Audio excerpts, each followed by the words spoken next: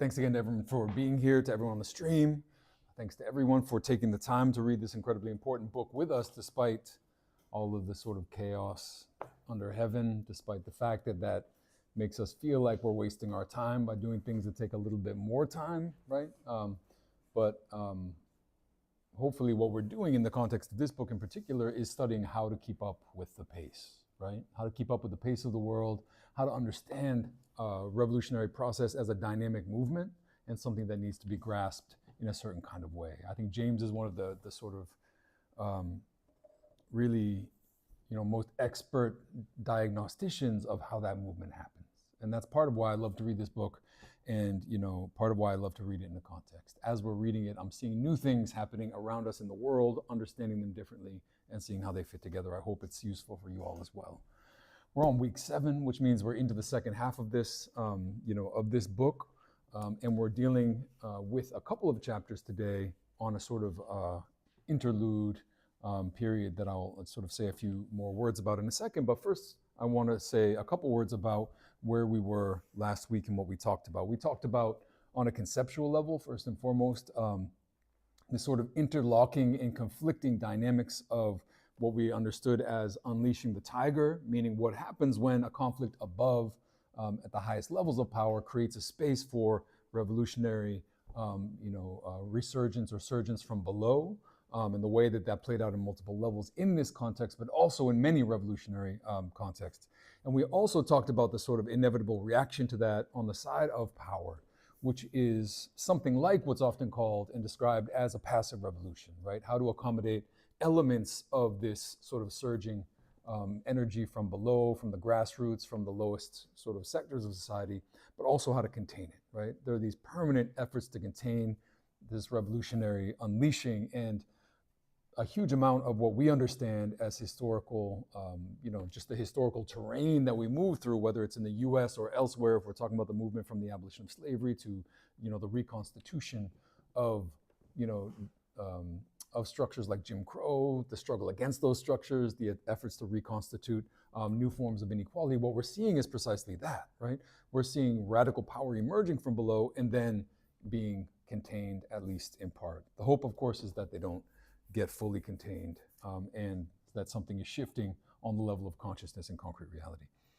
So that's what we're talking about as a sort of conceptual framing. And we also saw on a historical level how the Parisian masses had now sort of located themselves and put themselves firmly into the driver's seat of history. We're talking about the period on the French side from 1792 to 1794. In other words, radical Jacobinism, the terror, which we'll talk more about, and the ways in which that positioning of the Parisian masses, right, their role as driving force of the French process was at least in part inspired by and emboldened by what the black masses in Haiti were doing, right? The fact that they were rebelling, the fact that they were rising up was radicalizing the Parisian masses as well. They ended the monarchy, they repressed their enemies, and they executed the king in very short order. We saw, the way that this process of struggle, which brought, again, the most radical of Jacobins to power, also brought those Parisian masses closer to power than ever before, as James describes it. He says they weren't in power, but they were closer than they would ever be. They were as close, as he puts it, as close to power as any masses up until 1917. In other words, the Russian Revolution, the outbreak of the Russian Revolution. So the masses were close to power, but not in it. There's a gap there that we're going to have to name and have an analysis of. And we saw the way that through a kind of radical contagion of the action that's happening in Saint Domingo on the one hand, and what's happening in the streets in Paris, that this process made the French masses abolitionists, right? And when we say radical contagion, remember, we're talking about a context in which people are embracing and becoming enamored of ideas like freedom and equality, right? And then they're thinking to themselves as they struggle, why does freedom and equality have a limit here, a limit there? Why does it have a racial boundary? Why does it have a colonial boundary? And there's a sort of a surpassing and an overcoming of some of those barriers, right? This is part of what makes the Parisian masses abolitionists by, in James' estimate, right, 1793, leading toward, of course, the actual process of change, right? So the growing power of the slave rebellion in San Domingo, the weakness of the French forces in that context leads to a situation in which the French governors are forced to first abolish slavery, first arm the black masses in and around the capital, and then abolish slavery on the island. And then finally, this pressure, this contagion, and this, what James calls, what does he call, like a spontaneous spirit of generosity, leads to a situation in which slavery is abolished on an official level, abolition more broadly. But that this ultimately was done out of necessity, right? You have this relationship between necessity driving these kinds of strategic decisions. We talked about the ways in which abolition very often happens out of necessity, right? You need, sort of black troops to continue to fight a war, whether it's in the US or in Haiti, and that's what sort of provides the impetus for abolition in the final instance. And we talked about the fact that from this moment forward, what this means is that Toussaint is fighting on the side of the revolution in France, albeit we will see with many contradictions and ambiguities as we move forward. From here on out, we're going to be talking a little more quickly. We're going to be moving historically through time a little more quickly. And we're going to be dealing with 2 chapters today, but they narrate what is kind of a critical interlude between phases of the Haitian Revolution. We need to ask what these phases are at some point, but first we need to step back a little bit and to think about and to ask what might seem to be a silly question, which is, what was the Haitian Revolution about? What was it for? What was it against? But built into this question, and this is why we ask it, is another question, right? Which is that if the Haitian Revolution was a revolution against slavery, and slavery had been abolished by this point, right? Abolished in 1794, then why are we still here? Why are we still reading the book? Why are we less than halfway through the book, in fact? That's the question that we're really, trying to ask. And of course, it's a question that leads back to the fundamental nature of that revolutionary process. How do you understand it? How do you sort of narrate its history? Where does it begin and where does it end? Now, there are a couple of ways I think that we could look at these questions. The first is to track abolition as a goal and a process in its own right. Of course, this was a revolution against slavery, right? But once we begin to focus on the question of abolition, say, well, okay, this is a revolution against slavery. What does that then entail and what does it mean? We see that simply declaring abolition is not enough. Right? We know that it had to be made real in practice, and more importantly, it had to be made permanent. This is going to be the fundamental question. How to make abolition, the abolition of slavery, permanent. As we move forward, we'll see that abolition was always under threat. Freedom was never guaranteed, and that the continued struggle was necessary to enforce that freedom, all of which raises new and what I would see as qualitative questions that are relevant for abolitionists today, like what does freedom mean today? What does abolition mean today in the aftermath of the formal abolition of slavery? But as we already know, and I don't really need to sort of explain it, I think, to this crowd, was a partial abolition, was an abolition marked by 2 steps forward and at least 1 step back. The second approach, outside of focusing narrowly on the Haitian Revolution as being a revolution against slavery, is to track the ways that it was actually about much more than slavery. How it was fundamentally a war against the plantation form, and how it became by necessity, in the process, a war for independence itself. Now, we often kind of smash these things together, but it's really important to keep separate the fact that fighting to abolish slavery is very separate for Toussaint at certain stages from the question of independence from France. We'll see how that tension and that contradiction plays out. And what's interesting and troubling are the complicated ways that these 2 questions, namely abolition of slavery and abolition of the plantation in particular, don't necessarily align, right? How they even come to cut against each other in practice in certain moments, which we'll talk about a bit today. And while the first, abolition of slavery, would be resolved within this text on a certain level, within the process of the revolution, but not by Toussaint himself, right? And that the second, the question of the plantation, won't be resolved at all, and would come to stand as sort of proof of the partial, the kind of amputated revolution that the Haitian Revolution ends up being. It ends up stretching into being a question of decades and even a century of struggles over and around the plantation form that are never fully concluded. Okay, so we're on chapter 6. Ostensibly, chapter 6, as you see behind me, is about the rise of Toussaint. And by now you're probably sick of the fact that I'll just take very simple ideas and tell you how complicated they are, but it's just going to keep happening. So, I mean, you get used to it, right? Which is to say, why are we talking about the rise of Toussaint? It seems like a very simple idea, except for the fact that we've already seen him rise, right? He's already risen to power. He's already built an army. He's already there. He's already a primary actor, if not the primary actor in the Haitian context.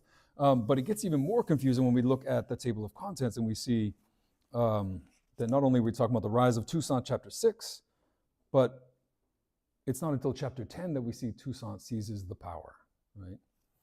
The power is also a very funny phrasing. I'm not sure why it gets phrased as the power, but you've got Toussaint rising in chapter 6 and not seizing the power until chapter 10. So what are these gaps? What is going on here between Toussaint's emergence as a powerful military commander and leader of the slaves on the one hand, which has already happened, whatever is going to happen in this chapter that's marked as his rise, and then finally his seizure of the power on the other in chapter 10. So what is he rising to?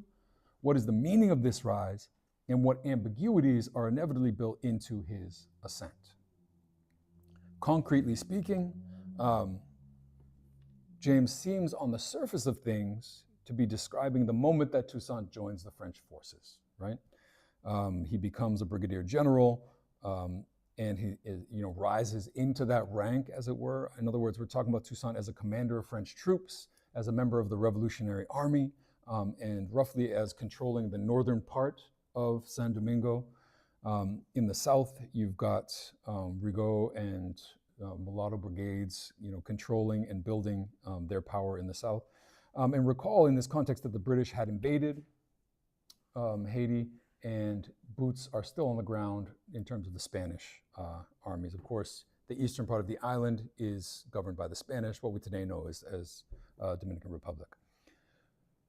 So on the one hand, James is talking about Toussaint gaining this position within the hierarchy of the French military, but beneath this formal rise, in other words, his elevation in rank, as always is the case with James, there are more fundamental forces at play, shifting below the surface, and in ways that actually give his rise a far more qualitative and substantive character. This becomes, I think, super clear when we look just at the way that he opens this chapter. Chapter 6, the very first words. The relation of forces in San Domingo was now completely changed, and although few recognized it fully at the time, Toussaint and the blacks were henceforth the decisive factors in the revolution. Toussaint and the blacks, bound together, were the decisive forces in the revolution. This is what had changed, and this is a qualitative change, right? Not to belabor the point, but this is a statement. This is not a statement about official or formal transition, something to be understood in binary yes, no, on, off terms. It's a qualitative judgment. It's a qualitative question of when, but also how a social force becomes predominant, finding itself in the driver's seat of historical motion. And just to recap the sort of major shifts here that we've already seen, we're talking about opportunity opening through a sort of a fracture in a power structure from above, into which first step the French masses, the poorest sans-culottes sectors of French society, who drove the radicalization and the revolutionary process for at least 2 years. This opens a temporary space for mixed race or mulattoes in the context of Haiti to step in and make their own demands, only to then be very quickly eclipsed by the San Domingo masses, and arguably, eclipsed in San Domingo, but also eclipsed in terms of their importance in the broader transatlantic revolutionary process, right? Which is to say, the black masses and Toussaint become central to both sides of the Atlantic. So here we are, approaching the end of 1794, and the struggle had put the black masses into the driver's seat. The abolition of slavery had put them on the side of the French, the Revolution, and the Republic. By contrast, James says, the wealthy members of San Domingo society betrayed the republic at every turn. And we've seen this, the sort of class, the class-driven treason happening on the side of, of Europe, and also here on the side of the Caribbean. The British had invaded. They thought, in James's words, that they would have to fight, this is a quote, only poor, sickly Frenchmen. This was their expectation. Come to your own judgments about the British interpretation of, poor, sickly Frenchmen. But instead, they confronted an army of mulattoes and former slaves, and they were very nearly destroyed in short order.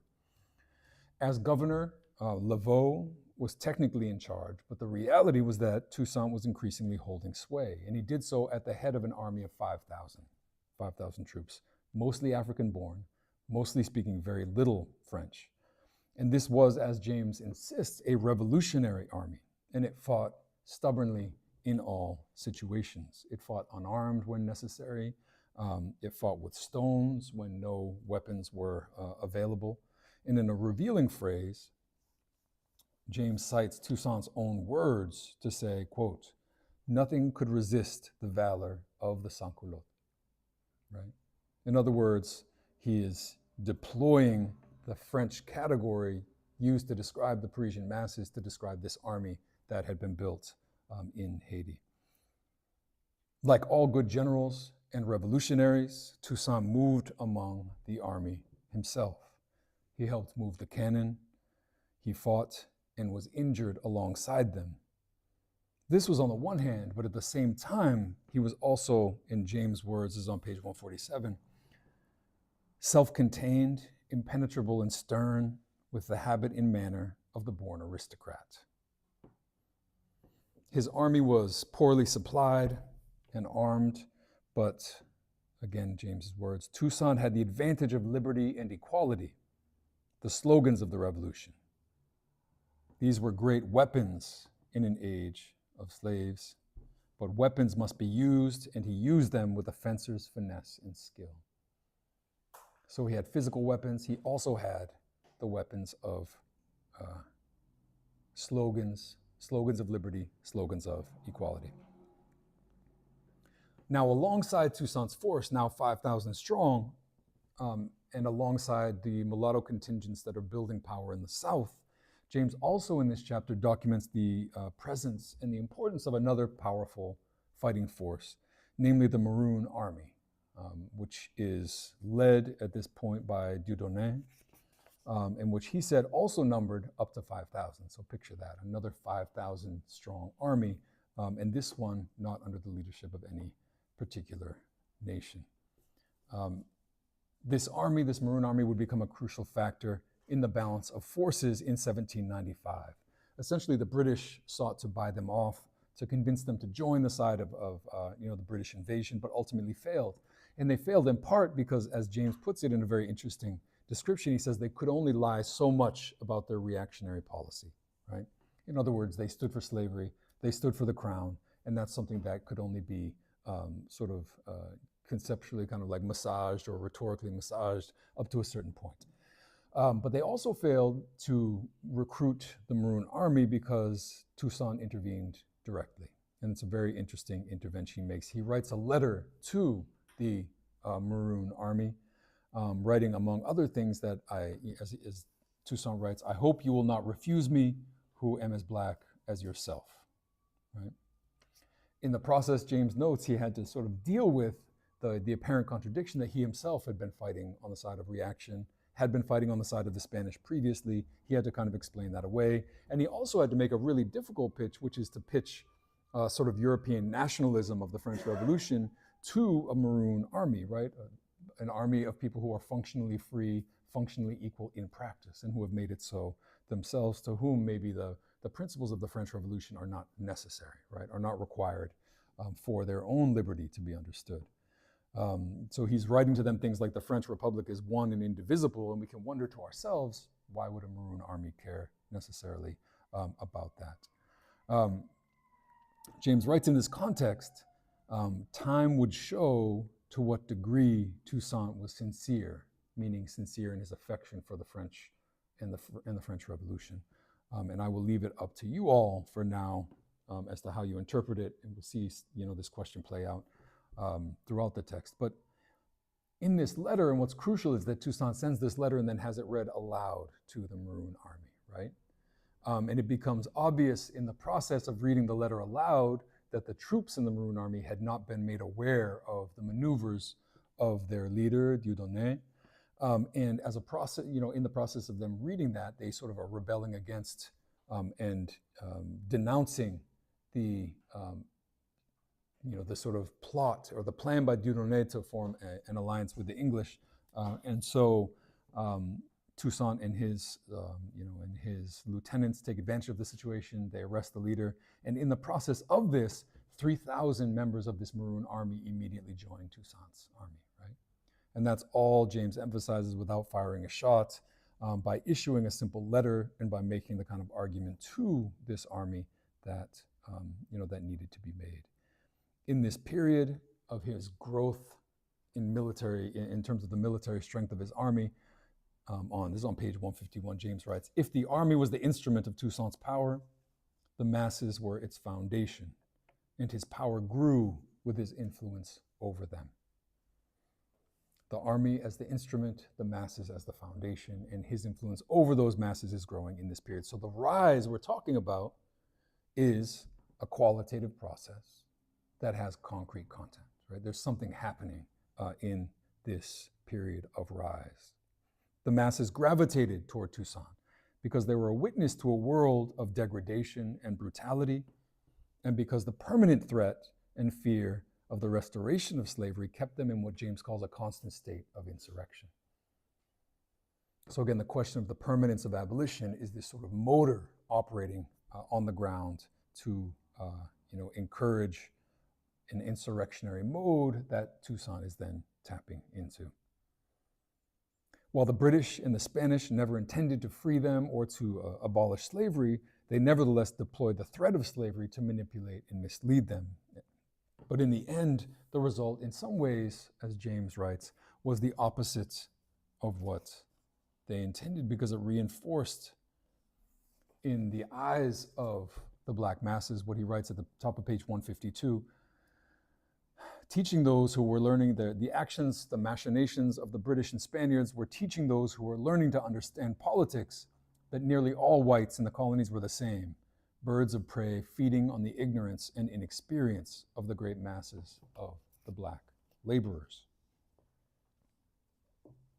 And for these masses, Toussaint alone could play a role of clarification, right?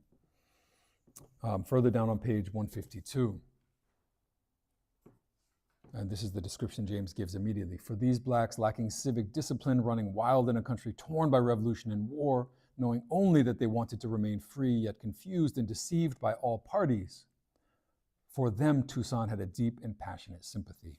O you Africans, my brothers," he addresses them in a proclamation, "you who have cost me so many fatigues, so much labor, so much worry, you whose liberty is sealed with more than half of your own blood, how long will I have the mortification of seeing my misled children fly the counsels of a father who idolizes them?"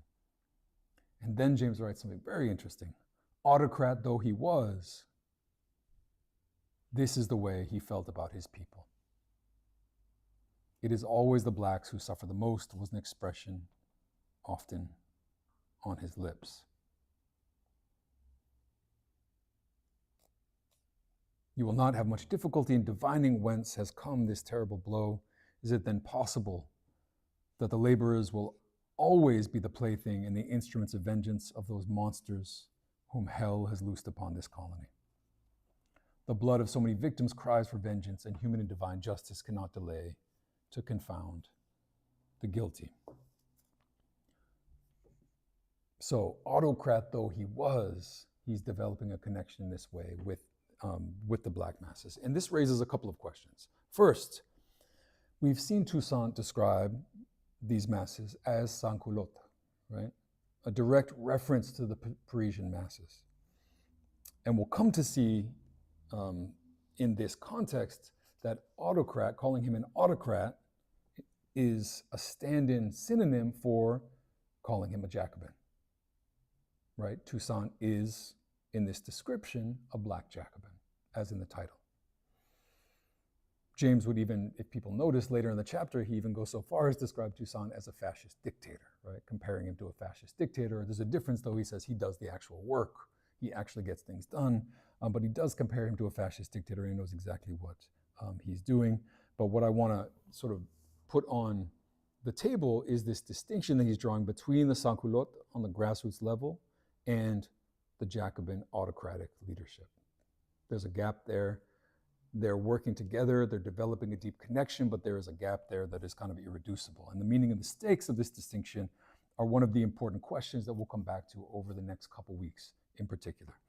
Second, though, there's also an important question and tension that's related to this question of autocratic leadership, which is James' repeated reference in this chapter to the ignorance of the masses, right? He said it right here, lacking civic discipline, running wild. He describes them as ignorant on several occasions.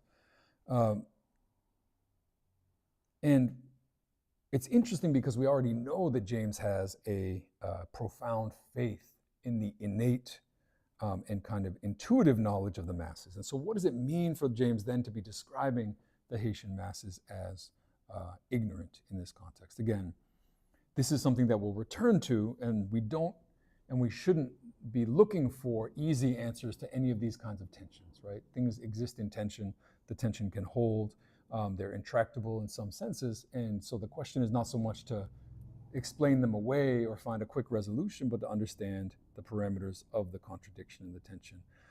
So how do we think about this tension in particular? One way, and it's connected to something that we often say and emphasize at Abolition School in general in our curriculum, which is that intuition and intimate knowledge of one's own experience of material reality isn't a substitute for understanding or systematic knowledge, right?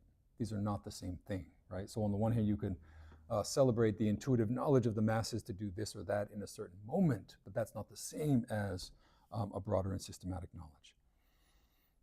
And this is in part and precisely because ignorance is not a condition, is a condition. It's not a nature, a character. People are not by nature ignorant. They are by condition ignorant, right?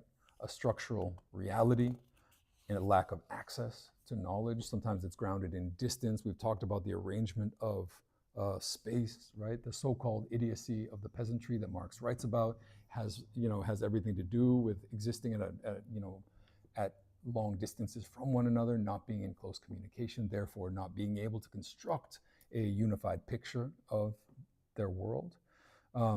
Ignorance is grounded in material structures of exploitation, and it's grounded in oppression. And it's, of course, and we know this the best, exacerbated through means that we all know, namely ideology, miseducation, misinformation, and deception, right? Ignorance is created, it's built. And so James doesn't need to act as if that's not the case in the Haitian Revolution. Now, the masses were clearly susceptible to disinformation, James emphasizes, and Toussaint himself would personally intervene to quell British-stoked insurrections, to calm tensions, to discourage revenge. This was effective. It wasn't always effective. If people notice, there's a part where he, rides off to sort of calm down an insurrection that's being stoked by the British, and he comes back having been shot in the leg, right? So he said, well, I can't fix everything on my own. And we can see in his own work, his riding back and forth, his personally handling these pressing questions, and his stitching together of loyalties to build this army. As James writes on 153 to 154, he writes, by his incessant activity on their behalf, he gained their confidence. And among a people ignorant, starving, badgered, and nervous, Toussaint's word by 1796 was law. The only person in the North whom they could be depended upon to obey. Toussaint's rise here describes the process whereby the people, his people, gained confidence in him as their leader and as the best representative of their interests in the course of 1795 and 1796. And it's important to understand the rise of Toussaint as a rise of the masses too, right? Because despite this structural ignorance, something fundamental had shifted on a dialectical level. When I say dialectical, I always mean a two-sided kind of double movement that is emerging in this context, both within Black Haitians and in terms of how they're seen from the outside, from their enemies. As James writes, this is on page 154,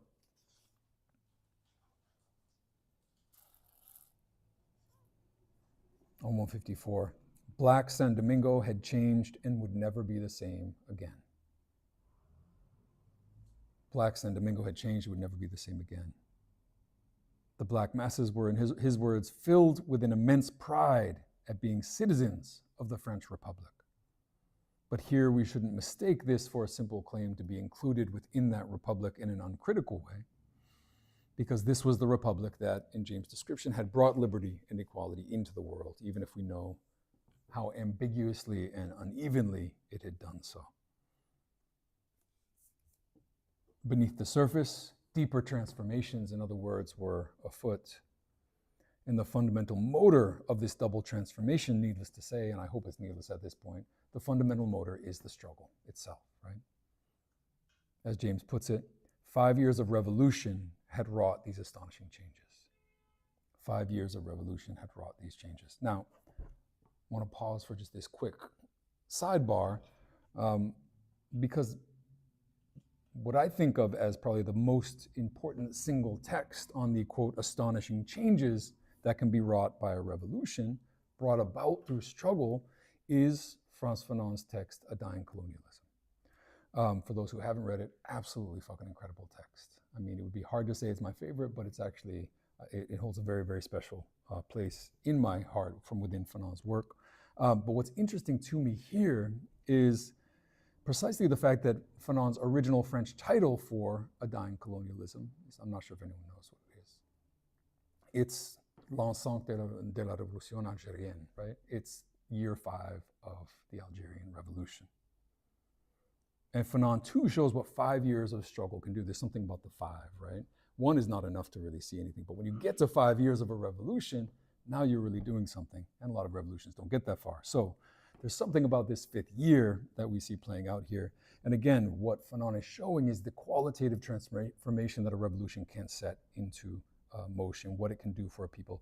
Very roughly, what Fanon does in that book is he looks at a series of phenomena, artifacts, technologies, you know, and I say that in a very loose way because he's got chapters about the French language, he's got chapters about the radio, chapters about Western medicine, a chapter about the veil, very famously, a chapter about the Algerian family. So those are all sort of different kinds of things, but every chapter shows the way in which every single one of those is set into motion by the revolution, right? Gains a new meaning, is transformed by the revolutionary process. We have this sort of idea for, this is just like a very clear example, right? That the veil means one thing, right? And yet Fanon shows, he's not even making the kind of argument that the Islamic veil means liberation unambiguously, right? He's actually saying that, listen, at the beginning of the Algerian Revolution, not many people were veiled. The French, as a colonial force, began to attack and criminalize the veil, at which point resistance to the colonial sort of rulers activated the veil, meaning that people started to wear it as a sign of resistance, right? And that this even filters down to the sort of micro-tactical level. If people have seen the Battle of Algiers, one of the best movies ever made, you'll see what is an illustration of things that Fanon is talking about in this text, where he talks about the ways in which, particularly women fighters in the revolution sometimes would wear veils to cover bombs and smuggle them through checkpoints. And then when the soldiers started to search the veils, they dressed as in Western, they cut their hair, they bleached their hair, they dressed in sort of Western clothing and smuggled bombs across the checkpoints, right? They did the same exact thing in very different relation to what's perceived to be a sort of univocal item, right, which is the veil. But the reality is that Fanon shows that the revolution sets this into motion. It sets all institutions, power structures, concepts, ideas, and mechanisms into motion. And ultimately, the lesson is the same for Fanon as what James is trying to teach us, which is that every revolution is a revolution of meaning, right? Every revolution is a revolution of meaning, and it's meaning fundamentally that's being transformed through this process. So you have Toussaint rising, but you have the masses rising with him, not being pulled, not being dragged out of innate ignorance, but being educated, being organized, being unified, being comforted, being translated for, being shown how reality changes and who changes it. The relation built with the masses is what makes this mutual rise possible. Needless to say, in this context, the British and the Spanish could not defeat the connection that Toussaint is crafting with his masses. And in James's words, all they could offer was money, and there are periods in human history where money is not enough. I think a great phrase. I think that's probably a good spot to take some questions. I know I didn't give the folks in the chat much of a lead up to that, but if there are folks that have questions, particularly around this question of where we are in this moment, the rise of Toussaint, what the rise means, how it connects and describes his relationship to the Black masses as a fundamental foundation, I would love to hear those. What are folks thinking about this, but also more broadly?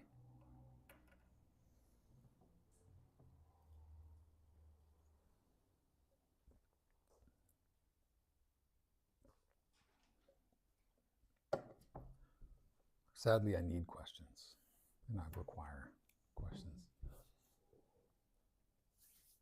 What are folks thinking about? Yeah, Frida.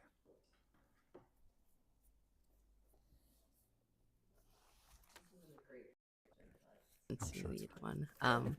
I feel like this chapter, I don't even know how to articulate it. I feel like previously when CLR James is talking about the different like populations, their alignment, he ebbs and flows between describing them like kind of as these like cohesive forces, like all the mulattoes are doing this, all XYZ is doing that.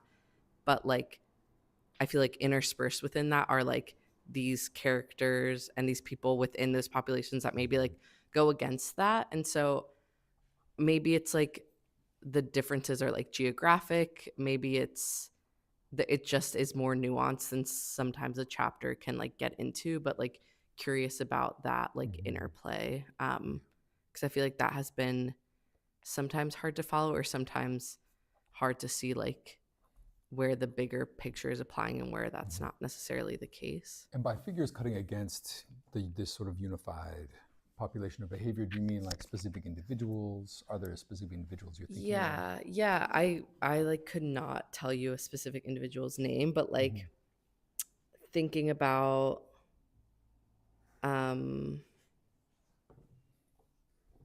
even like the example you're talking about, like this maroon population, like I don't know. That's not very helpful, but yeah. No, it's a good question because it raises at least two dynamics, right? Which have really been with us throughout. Right? One is the way in which he engages in a kind of class analysis, which begins from describing classes and groups and social forces as sort of units, right? And again, he describes them very differently. We try to distinguish at the beginning between classes and social forces, right? Classes are these sort of categories of economic condition and status, which then are filled by social forces, right? Political orientations, and we saw those begin to sort of move and be set into motion. But as soon as they do, they begin to act very strangely, right? There are some, like intermediary classes, that sort of bounce back and forth, right? They oscillate really wildly because of their condition, right? Because that's how they're kind of positioned. And there are others that he shows to be fundamentally fragmented, right? The unity is not really unity. A good example being, the enslaved Black masses themselves, which from the beginning seems as if it's a unified and conscious class, right? Even in the geographic arrangement, but which then you realize very quickly is sharply divided between those born in Africa and those born in the colony, right? Powerful division. a hierarchy, right? A division which, in the moment in which Toussaint is involved in this sort of semi-treasonous attempt to sell out their interests, it's operating on the basis of that, right? Like they're the ones who speak French, they're negotiating, they have a privileged position in this process, and their task, right, is to trick the rest into following along. That arises very clearly in this context with the sort of mulatto army, right? Where Dieudonné is leading the army into a negotiation to join the British opportunistically for whatever end. And again, we can't assume that the Maroon army has any particular interest to be aligned with any of these forces. It's not as if we assume they should be with the French. But the point being that they actually don't know what's going on, right? So you've got these kind of pieces. The other piece, of course, is the question of the individual, right? How does the individual interact with history? What kind of space does the individual step into? What kind of breaches are available for an individual like Toussaint, a great individual, to act? And what kind of sort of cycle is then set into motion between the individual transforming structure, which then the structure determines the individual's opportunities, right? Toussaint's a great example of that, but many of the others are as well. I think the reality is that when you see individuals maneuvering, they're doing so in a way that is much more, I don't know how to describe it, like geared toward accommodating themselves to the opportunistically to this existing terrain, right? Benefiting, getting some advantage out of the situation without transforming it in the way that maybe like James would understand as a great individual would do, right? To really play a transformative role. Those are great questions though. But you're right, we have to keep all these pieces even straight in our heads, but also to understand what's moving them. So we have a question from the chat that says, there's two that I'm going to do because they're related to one another. Cool. The first is, I'm interested in what you said about revolutions being over-meaning. Is this always the case? Does it take 5 years to really be won over meaning, or does it coalesce over time? You good on that question? Okay. Second question, piggybacking off of the previous question, what is it going to require for us to be ready for a revolution of meaning? When will the incentives of the system stop being enough? Can you repeat the second one? Okay. Piggybacking off with the first question, what is it going to require for us to be ready for a revolution of meaning? When will the incentives of the system stop being enough?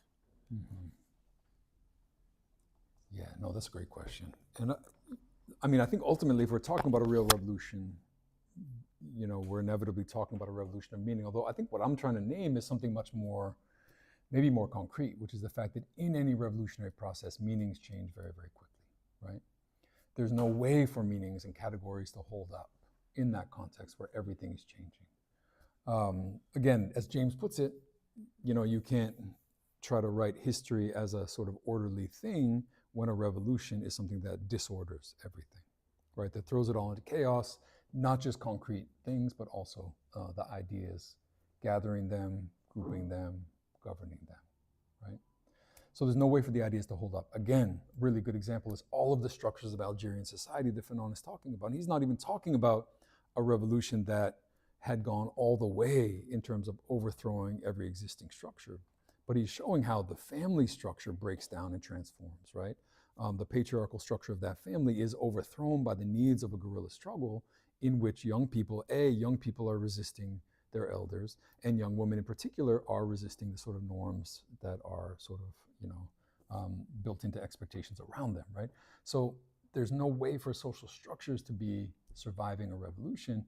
And again, this is sort of chicken and egg kind of thing, because it's these structures that are being transformed, right? It's ultimately, if you're talking about a real revolution, and here I guess we should mark some kind of distinction between just a seizure of power, right, which I think a lot of people rightly understand to be not a significant revolution. Something about the way we understand revolution means a transformation of structure. Something about it means usually the intervention of large numbers of the masses in transforming those structures, right? Again, once you're doing that, meaning must either follow or lead or be just generally caught up within this kind of spiral. And a piece of the question was, how long does it take? Does it take 5 years?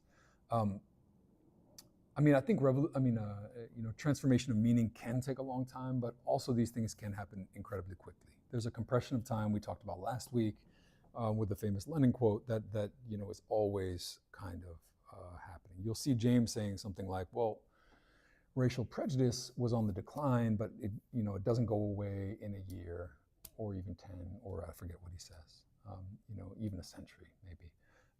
But you're talking about things that can be accelerated very dramatically. Often come back to the example of abolition, right? Where abolition was and in the context of the US Civil War, abolition was a fringe idea in 1859 before John Brown's raid.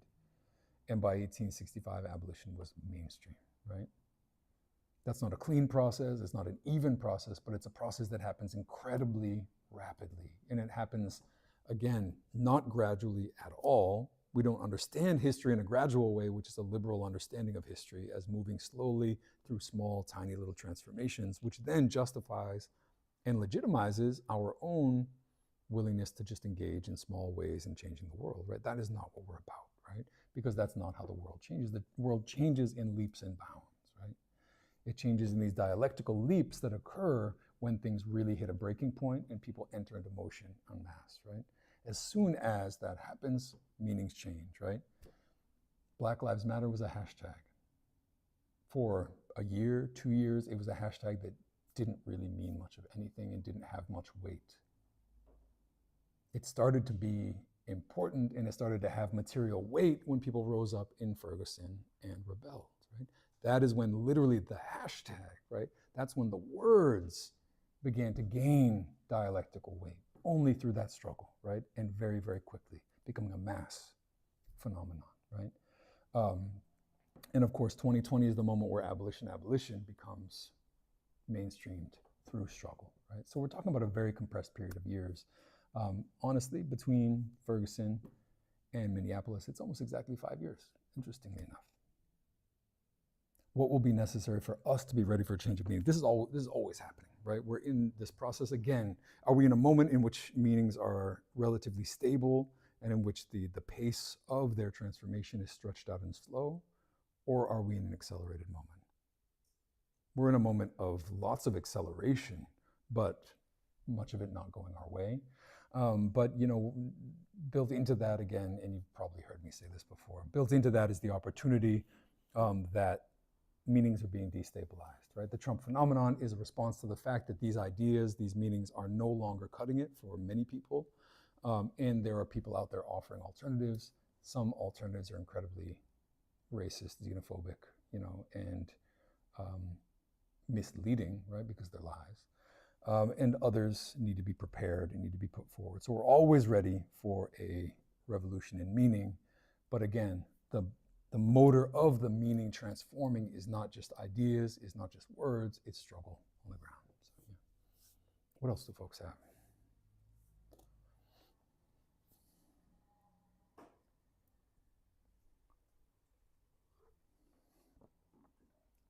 Any other questions in the room before we continue on? All right.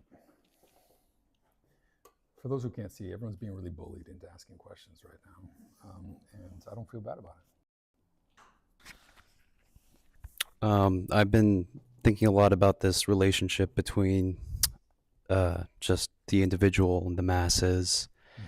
And like we had brought up pretty early on, this like outward spiral of the revolution perpetually shaping Toussaint, and like he also shaping the revolution.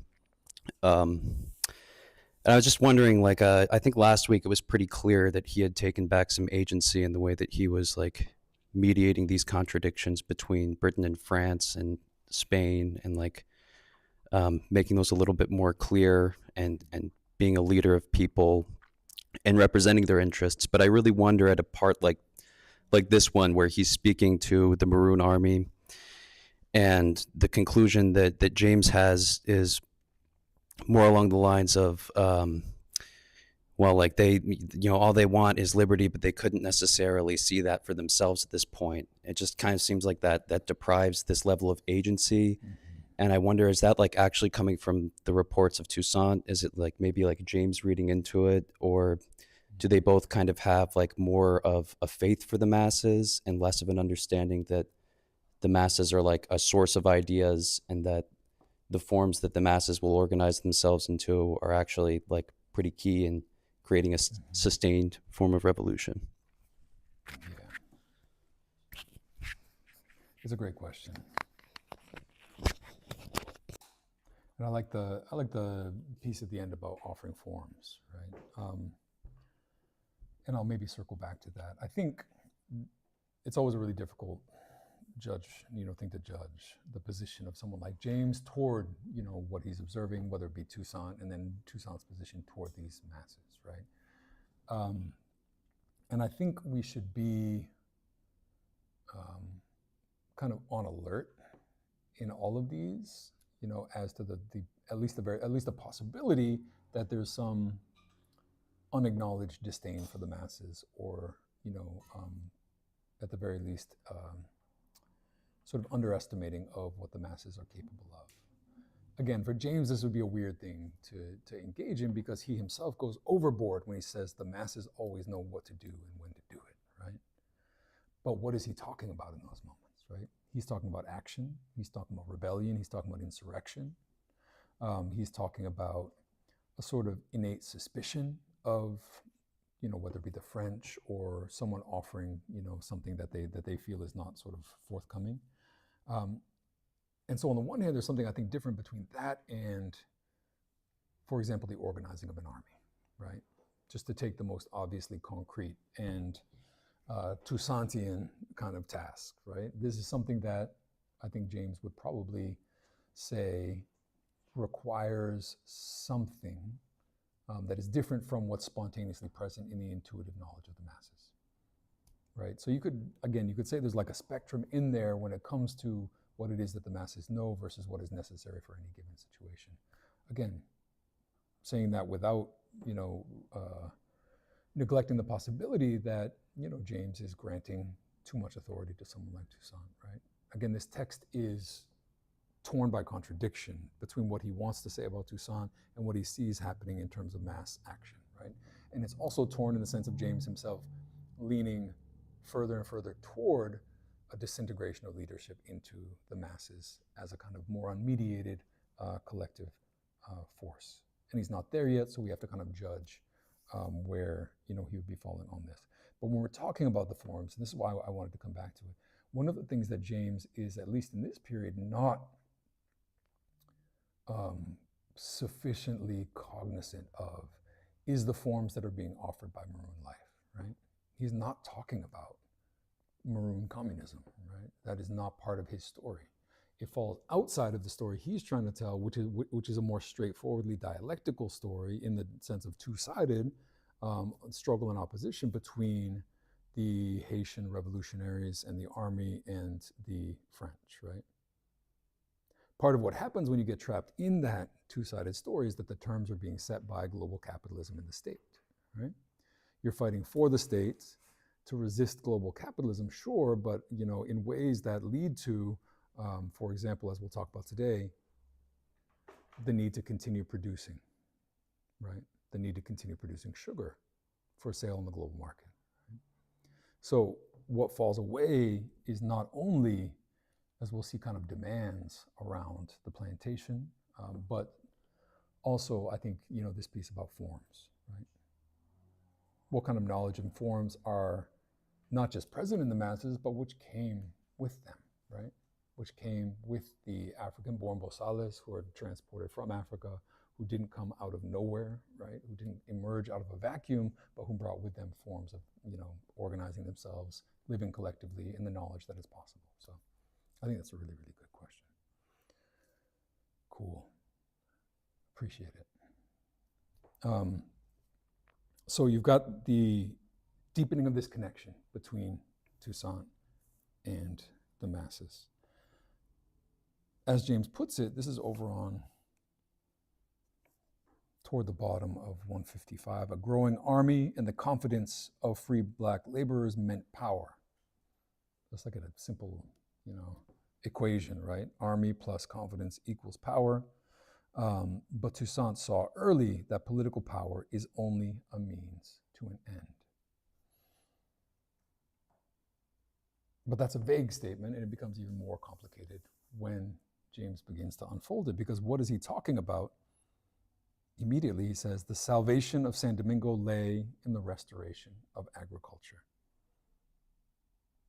This was an almost insuperable task in a disorganized society depending on the labor of men just out of slavery and surrounded on every side by the rabid greed and violence of the French, Spaniards, and the British. Work is necessary. It is a virtue. It is for the general good of the state. And then he goes on to describe the militarized labor regulation that Toussaint is instituting. So political power is only a means to an end, but you still have to determine what the end is. In other words, you still have to decide what it is that you want and what it is that you're fighting for. And here again, despite Toussaint's deep connection with the masses, which is everything that James has been talking about for the past few pages, contradictions are immediately apparent. And again, these are not contradictions that are easy. These are contradictions that emerge in many revolutions and don't have, an easy answer. In order to fuel and to fund the revolution, he sent workers back to work under strict regulations, and he kept them on the plantations by military force.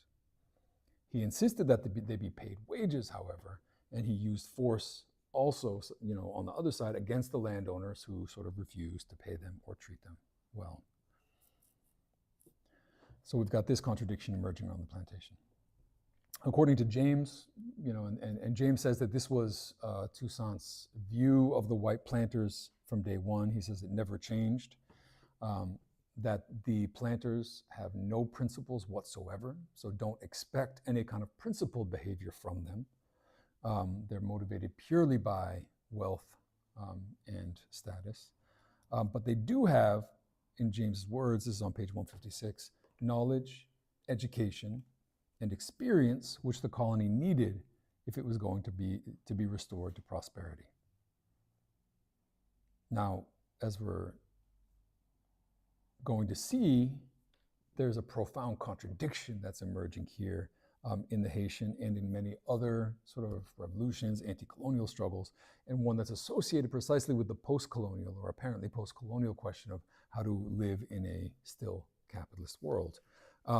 Some of these contradictions are probably obvious, but I'll name a few. First, and I already said this today, I've said it before, the slaves rebelled not only against slavery, but they rebelled against the plantation, right? These are different things. So when we began from the beginning and we said, what was this a revolution for? What was it a revolution against? It was not only against slavery, it was for the abolition of the institution of the plantation, the arrangement of the plantation, the structure of the plantation. Second, the idea that the planters would be trustworthy partners in the prosperity of the colony. Toussaint was, in James's words, always ready to forget their treachery if they would work the land. But what does this mean, right? They're not the ones working the land, first and foremost. Their land, their ownership of the land means exploitation, and in a certain sense, it always leads to treachery. How do you distinguish that from treachery? And I mean that very concretely, right? It will always lead them to do what they, he's already described them as doing, which is consistently, repeatedly betraying the people, right? And of course they do that because they don't have principle, right? This is something that contemporary Venezuela has kind of learned the hard way, as do all countries that are trying to navigate an alternative path without breaking fully with private property, namely the fact that, particularly in the context of an economic crisis, for example, in Venezuela, and there's a food shortage, it's tempting, and the government has periodically turned to private capitalists to say, well, we need food, maybe the private capitalists will help us fill the shelves, help us feed the people. It might work a little bit, it might work for a month or a year, but the private capitalists always, always, always betray that because that's not their goal, because that is not their principle. Their principle is profit. If they're not making profit, they will not feed the people, right? And if there are other ways to make profit, they will do that instead. So you can't really separate or sort of distinguish the kind of trustworthiness of private capital when it comes to prosperity of the colony in this context. Third, there's maybe what we could understand as the white contradiction, right? Or it's not exactly a white contradiction. James himself would probably not like that description. The contradiction of status and slavery, which is to say, These were, in James's own words, traitors to their country and upholders of slavery, right? So if they're upholders of slavery, how on earth can these planters be trusted? If they're people who want a return to slavery, who dream of a return to slavery, how can they be trusted? But even this, Toussaint pardoned. Fourth, James adds a very curious component. Quote, they had culture, which only a section of the mulattoes had and none of the slaves. Begging the obvious question, what the fuck does he mean by they had culture, right? Like, and is this Toussaint speaking or is this James, right? Now, this statement that only some of the mulattoes and none of the enslaved or formerly enslaved black people had culture can only be true if what you mean by culture is by definition European culture, which then makes it just a circular statement, which is say the Europeans had the European culture and other people did not. Not only does it become circular, though, it actually binds you into a kind of modernizing and progressivist logic that says that European culture is somehow more advanced, valuable, that's built into a historical trajectory. Again, someone is suggesting here that that matters, right? In other words, that Haiti, free Haiti, needs European culture, right? Is that Toussaint? Is it James? Not sure. James definitely loves European culture as well, right? So either Toussaint or James might be trapped in that kind of view, and either way, it isn't really great news. Either way, what this meant practically was that Toussaint was kind to the whites. I say that with all of the distaste I can possibly muster. Toussaint was kind to the whites. He appointed them to positions of influence. He treated them, in James's words, with the utmost forbearance. He actively pities them as he would pity anyone. Quote, this was the way he felt about all people, blacks and whites. And pay attention there to the anyone, right? All people, right? There's a universal element here that will become very important. This generosity of spirit, though, that James is associating here with Toussaint was facilitated by something that we've already mentioned as a troubling character trait, and which James uses exactly the same phrase here that he'd used earlier in the book by describing Toussaint's unwarped character. Unwarped by what? Unwarped by slavery, meaning he had not suffered the worst of it, meaning therefore he could be more generous, he could be more kind, he could be more forbearing. And obviously that puts us into a very strange situation when it comes to thinking about who's capable of leading a revolution against slavery, right? Only those who are less warped by it. So these are some tensions that are emerging in this moment and in this period. Spain and France reach a peace agreement in September of 1795. In this context, James documents the way that Toussaint becomes very, very close with the French governor, Le, who he trusted more than anyone else. James says more than anyone in this whole story, Toussaint trusts Le. He and Rigaud handed more defeats to the British. 1795 was, in the words of one observer, the most disgraceful year in the history of the British Army. And according to James, it was the decree of February 4th that had done it, meaning the abolition of slavery, right? The abolition of slavery meant that the formerly enslaved people fought for the French, which meant that the British could not possibly win. In early 1796, thanks to the affection and the connection that he had been building with the French governor Laveau, the authority of this, of Toussaint, who's described here as the Black General, was unchallenged. And all of this sets the stage for then the second chapter that we read, which is chapter 7, entitled The Mulattoes Try and Fail.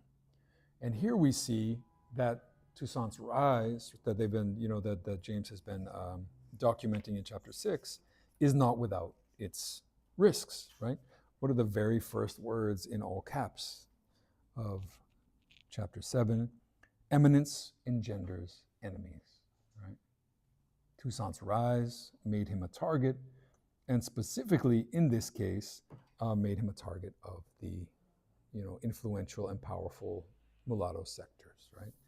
the white planters had been displaced, and so when it comes to a sort of bid for dominance, Toussaint becomes the major barrier to these wealthier and powerful mixed race people. They've been, in James' description, building what he called a mulatto state in the South, while the landowners, mixed race landowners in the West, had been supporting the British. In other words, again, as all property classes, betraying the people, supporting the British invaders, all with the hope that they could then emerge on top of a future independent state.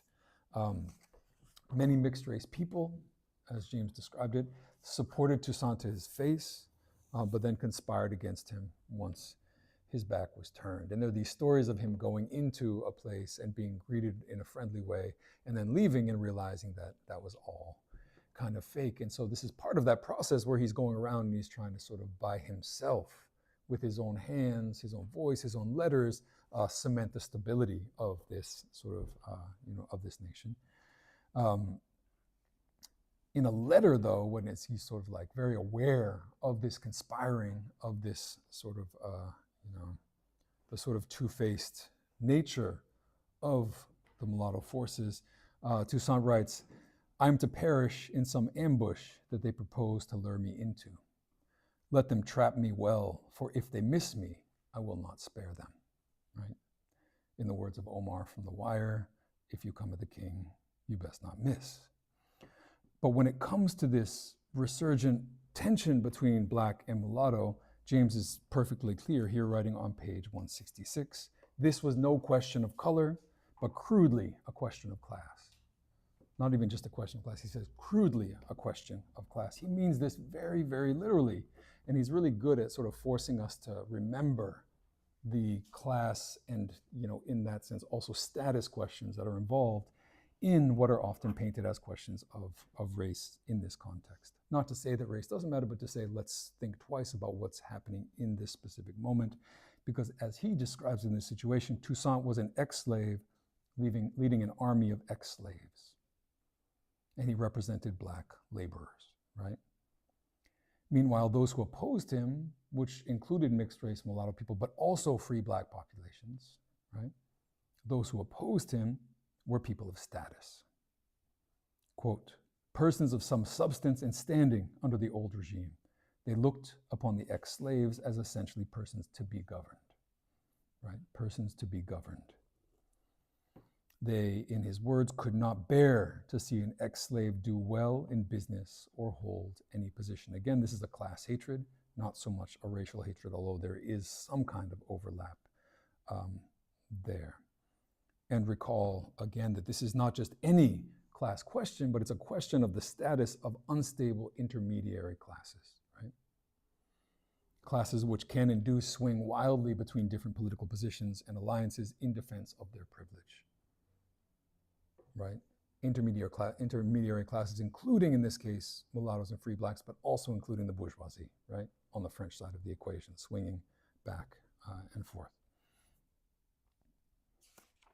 Laveau loved the blacks and loved Toussaint. This is James's description. I don't speak for this sort of French governor. According to James, Laveau loved the blacks and loved Toussaint, but he also feared the mulattoes who were conspiring for independence. So that's at least a partial motivation for his closeness to Toussaint. After peace with Spain, he returned to Le Cap, displacing the mulatto leader there, who was Biate. My brain immediately freezes up when I try to go from Spanish to French, and I lose all capacity to even speak. So forgive me. He displaces the mulatto leader there, and he immediately frees black prisoners. Things were coming to a head, James writes, but in his words, nothing ever escaped Toussaint. He was not the man to be caught napping. Laveau, however, was napping. He was quite literally caught by surprise in his bedroom when a sort of troop of mulatto soldiers stormed into his bedroom in March of 1796 and arrested him, replacing him with the former mulatto governor of the city. Now, Toussaint, of course, was not going to let this happen. This was not just an attack on Laveau, it was an attack on Toussaint. It was an attack, on the danger represented by the unification of the French sort of governor with the material force that was under Toussaint's command and influenced the black masses, this being the most powerful force on the island at this point. And so these same black masses were called in the streets to stop the coup, marching under the slogan, "Power to the law." The black masses, as James writing, in town and country were solid for Laveau because he represented the revolution, and the revolution at this moment at least represented freedom. People have probably noticed that, in this rebellion, in previous moments, James is always hinting at the moments where Jean-Jacques Dessalines plays a role. Dessalines plays a key role in putting down this rebellion and will come to be an incredibly important figure over the next couple of weeks. The mulattoes, nevertheless, despite this displacement, right, this sort of like defeat at the hands of the black masses, were expecting that the French governor had emerged in a sort of weakened state, and that, I don't know if people read this passage. We're talking about sort of they're holding this big public event. The expectation by the mulattoes is that they will restore the status of this displaced mulatto leader because the French side is so weak, because it relies on some kind of alliances to keep it in power, that they would redistribute some of that power to the mixed race people as a way of maintaining the equilibrium in the colony. But instead, what Laveau does in this context is simply to promote Toussaint, to make him his essential sort of sidekick and closest counselor. He called him the savior of constituted authority, the black Spartacus, the Negro predicted by Raynal, who would avenge the outrages done to his race. Toussaint in this context had indeed, of course, risen. He'd risen to the very top. James says something very interesting here. I'm really just throwing it out there. It's not connected to anything that I've just said. This is on page 172.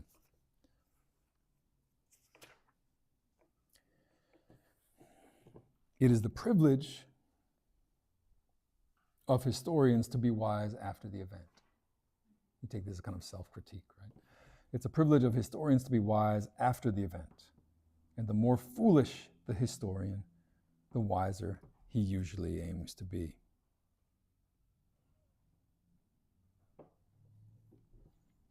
Meanwhile, Sonthonax, people remember Sonthonax, the person who had been ultimately forced to free enslaved people and arm them in 1793. He'd been sent off to Paris on a sort of concocted claim that he was a counter-revolutionary. Not fully concocted. He'd been basically accused of being allied with the Girondins, which he was at the time of Robespierre's ascendance to power. But this charge was being brought by white colonists in the colony. So it was kind of a bogus charge. And regardless, because of this sort of travel time, Sonthonax then arrives in Paris at the moment that Robespierre then falls, right? So he's no longer at risk. He has a trial. He's acquitted of what is essentially a charge of treason. And by this point, the French Revolution had taken a conservative turn anyway, which we'll talk about more last week. And Sonthonax comes back to the colony. This is where James ends chapter 7 by writing about how France, still engaged in a life and death struggle in Europe, was leaning on the blacks, not only against the British, but against the threat of mulatto independence. Thus, the stalk of Toussaint as a leader of the blacks was rising steadily. That's the context that we will pick up in the next chapter. In other words, the rise of Toussaint being a radically qualitative rise, in which the work he is doing of communicating and stitching together relationships with the people and his own connection with the masses will become essential. And it then becomes the essential foundation for the French governor to lean on him as an ally against claims for superiority by the mixed race mulatto. So you've got the alliance of the French and Toussaint, only made possible by this relationship with the masses. Now, it may seem like we're making too much of the relationship with the masses, but it will become incredibly important very soon. Cool. What kind of questions do folks have?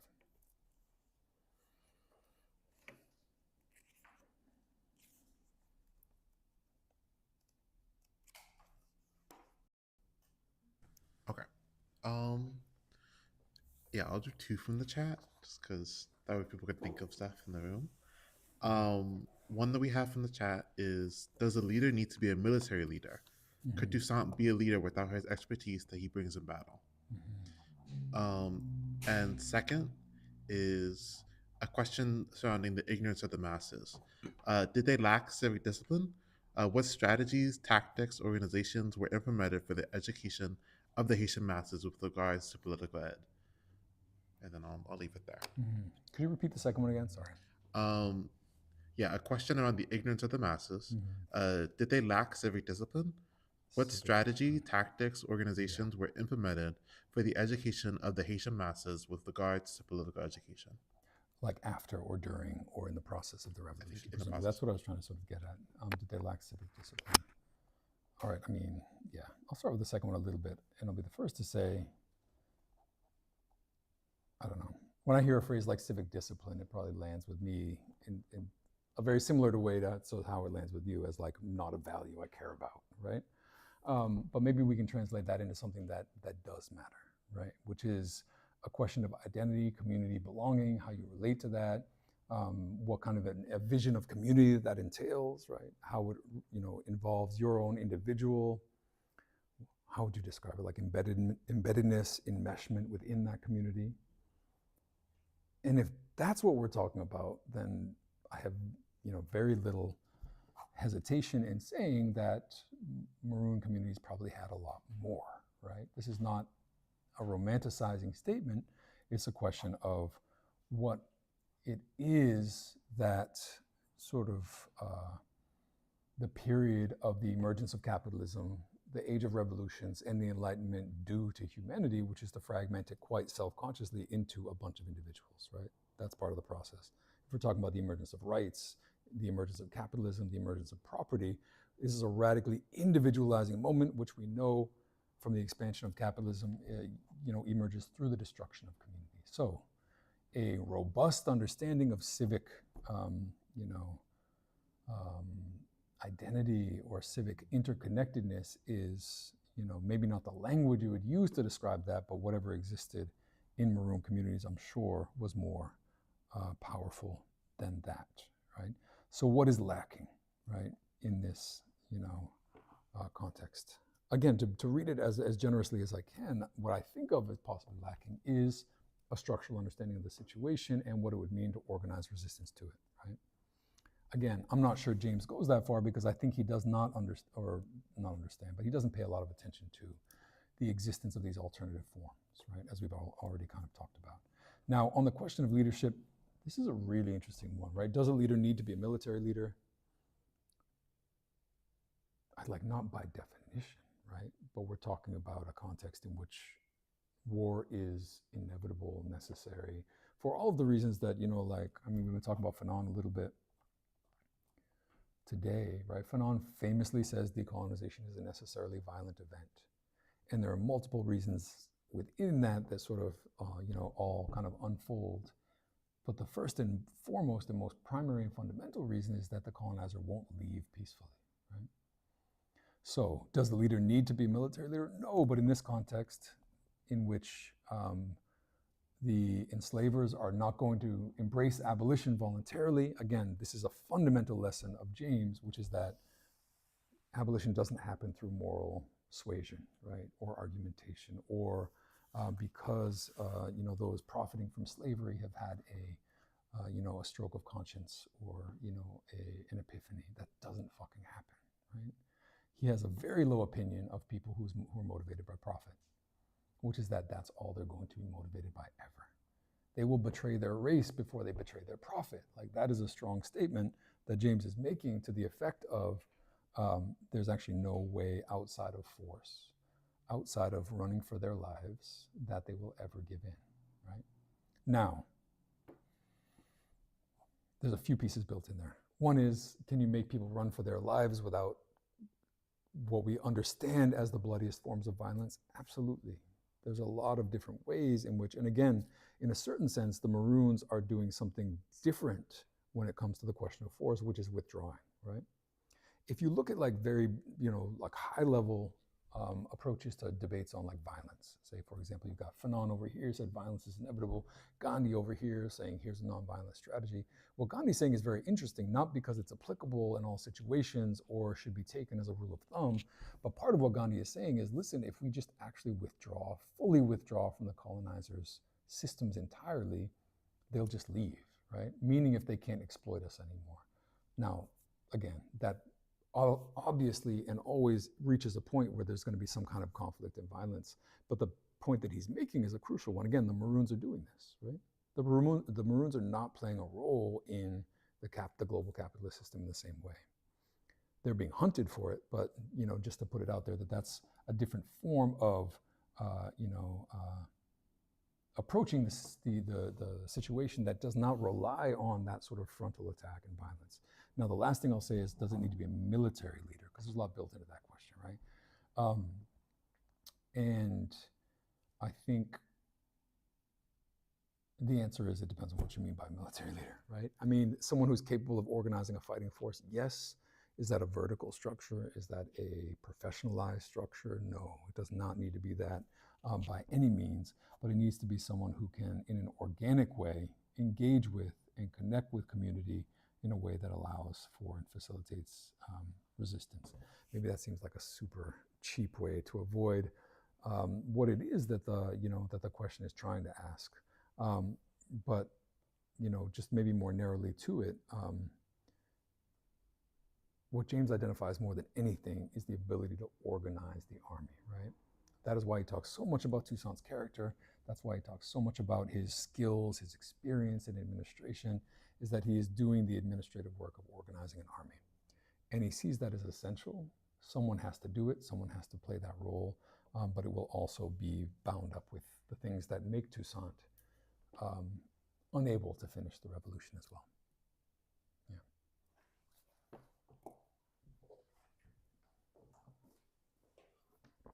My apologies to that last question. I was just like going in circles. I think in terms of like completing a revolution, I mean, I don't know if that's ever even possible, but if a central goal in terms of when, Toussaint decided, yes, we need to have abolition for everyone, this like end the slave class, if that was already established, and there seems to be a tension here where even when the masses were sort of like raising plantations, and James says if they had thought through it, this wouldn't have happened, and Toussaint came in and said, let's stop doing this. So there's this like capital that is still bounded in terms of a infrastructure with which to rebuild, is sort of like the tension I feel reading this. So if the other goal is to take down the system and reimagine what could be, and that plantation as a symbol of it, and yet there are all of these like outside forces, whether it's Britain or Spain or France or whatnot, still sort of bringing those systems still to be fought against.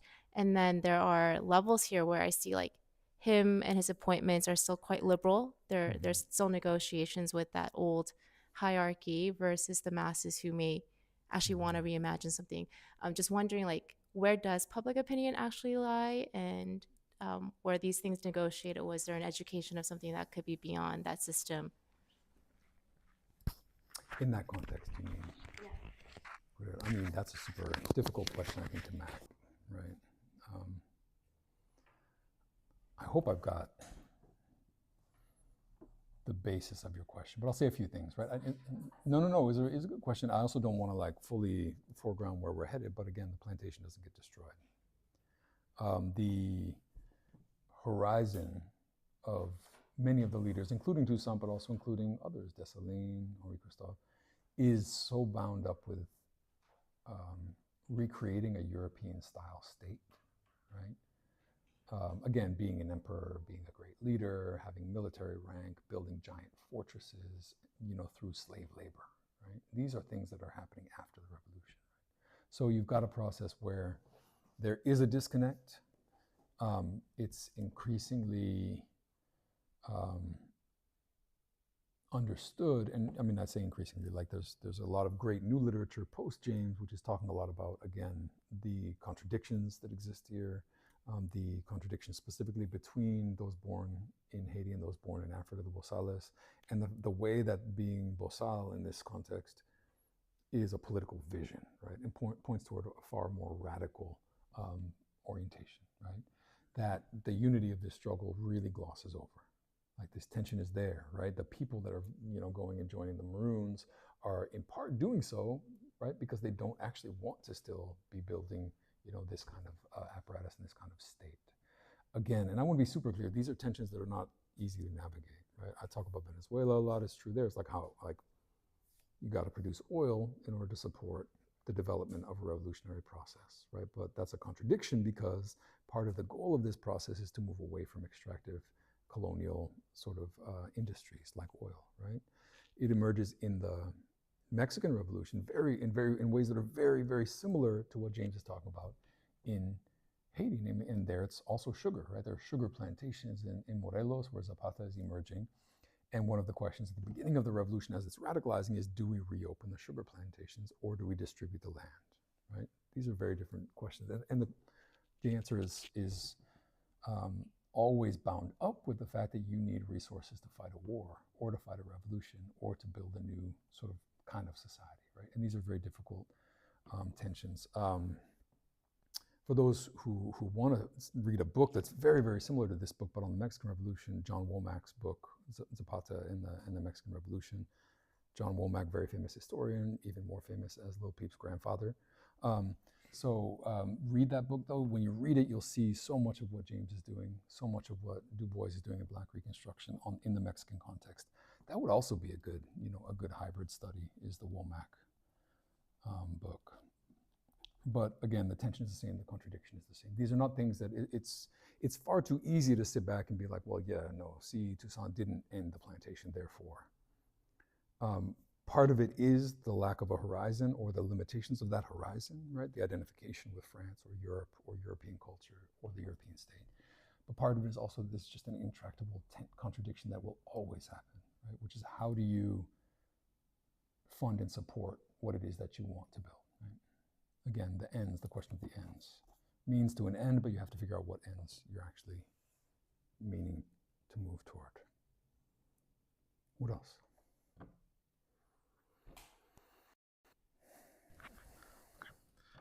We have a question from the chat.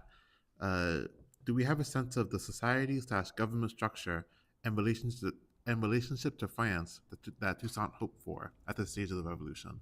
Mm-hmm. We sort of do. And again, I don't want to talk too much about things that are necessarily coming, but we've already seen that Toussaint's not super loyal to France, right? That he's fundamentally motivated by the abolition of slavery. But as we know from the US context, from any other contexts, this is just one small step. And so you could be for the abolition of slavery as a sort of baseline and then believe many different things about what kind of world that should look like afterward.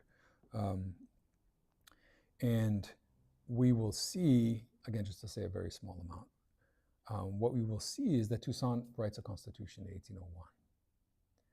And the parameters of that constitution are very European, right? They're very, they share a great deal with the French Revolution, with the, Declaration of the Rights of Man.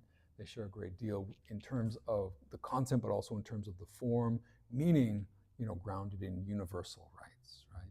Grounded in, the idea that the sort of future horizon of, interracial unity is something that we can sort of speak into being in the present.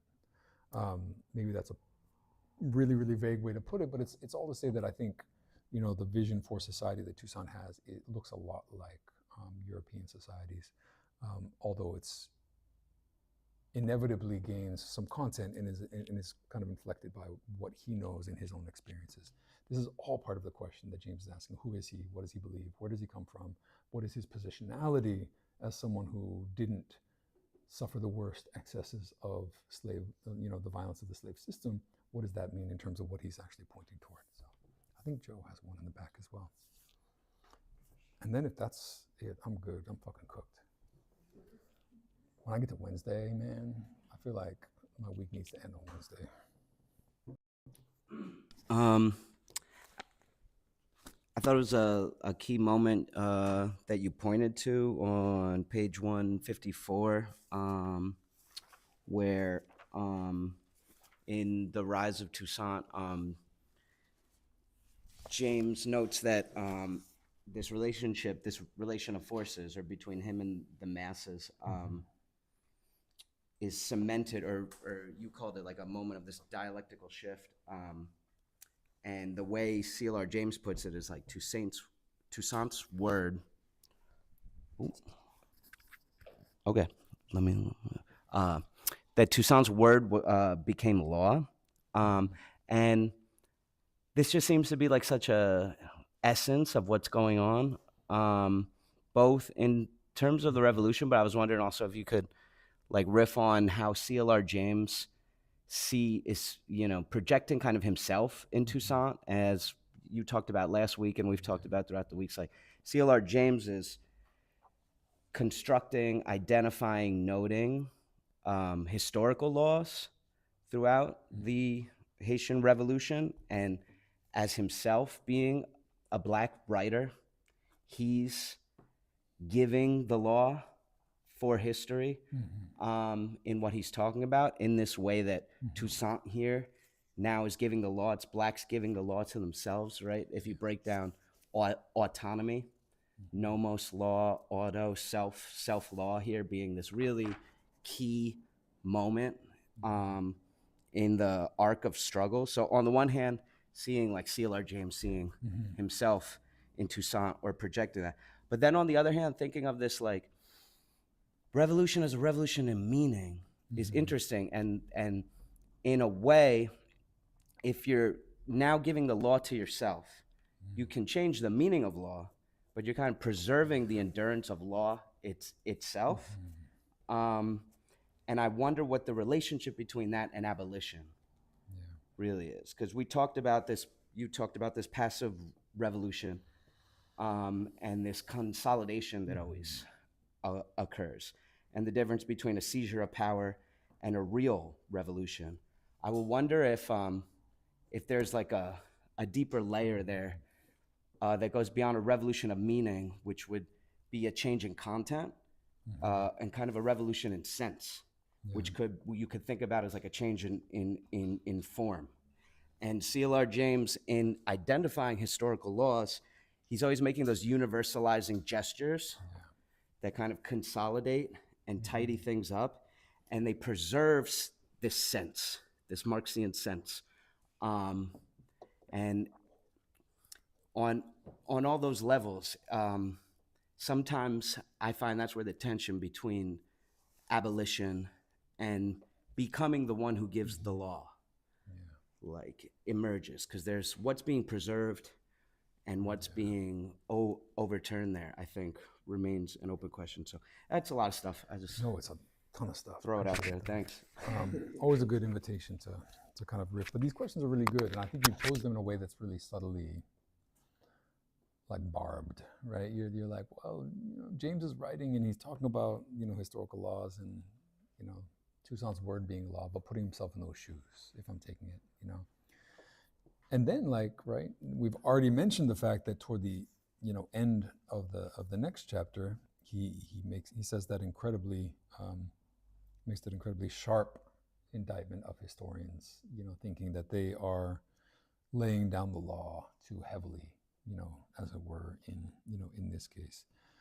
He's spoken before of not only historians, but analysts, right, by which he means Marxist analysts being able to grasp historic laws, right, to get below the sort of surface of what's going on.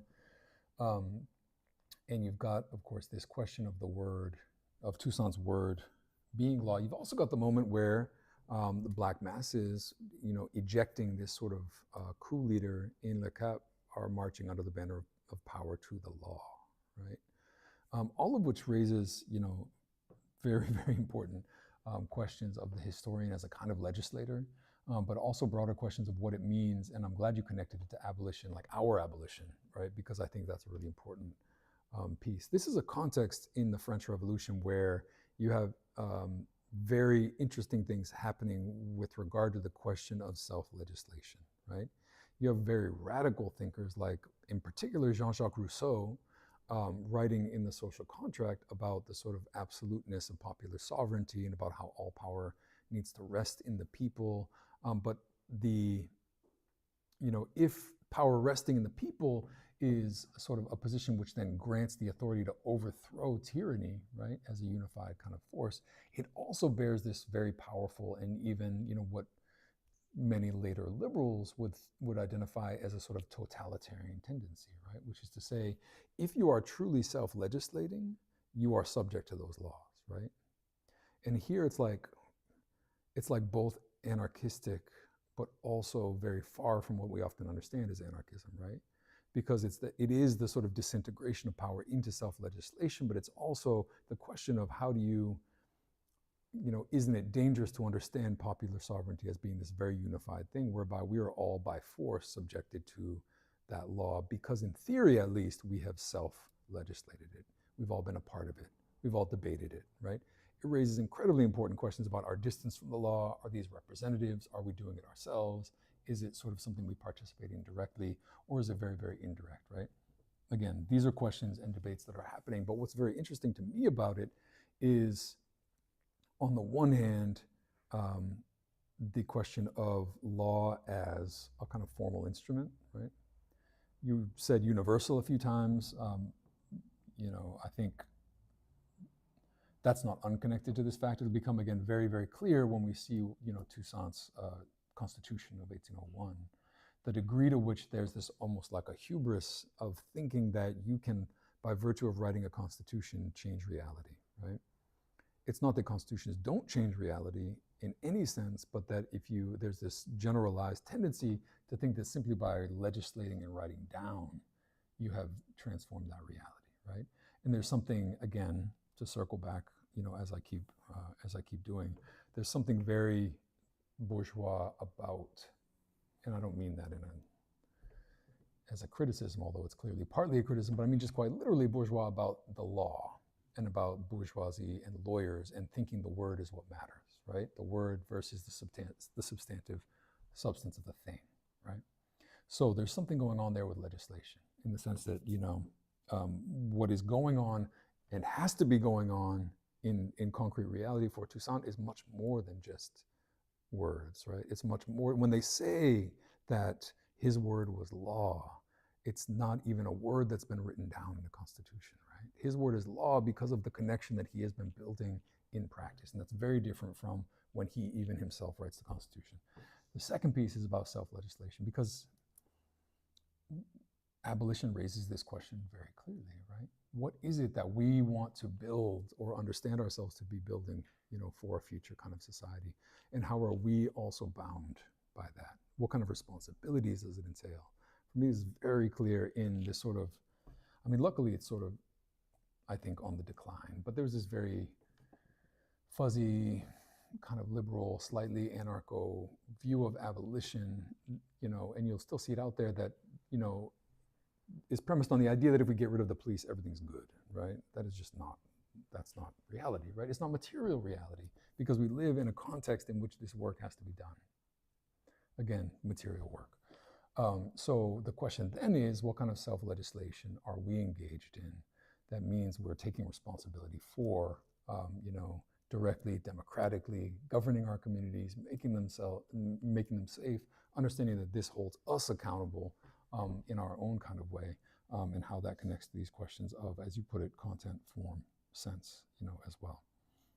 That's a great question. Good. Awesome. Thank you all so much. Thank you for the questions. It was really great. Next week we will talk about, what is the next chapter called? The white slave owners again. I know you were looking forward to hearing more about the white slave owners again, but that's what we're doing next week as we get really into the unfolding dynamics, the collapse of this idea that, you can be free and French at the same time, as Toussaint's going to put it, and the need for the War of Independence, ultimately. Cool. Thank you all. See you next week.